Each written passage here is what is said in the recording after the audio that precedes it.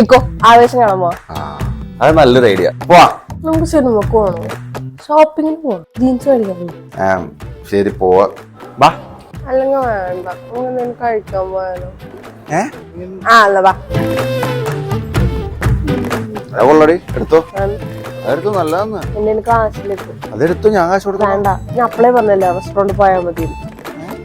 Food order ചെയ്യും. ഓ വേണ്ട, വീട്ടിൽ പോയി കഴിക്കാം.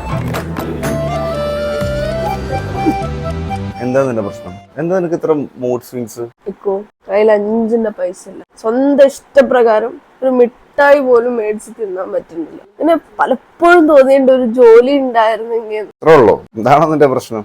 നിന്റെ ഒരു സ്മാർട്ട് ഫോൺ ഉണ്ടോ?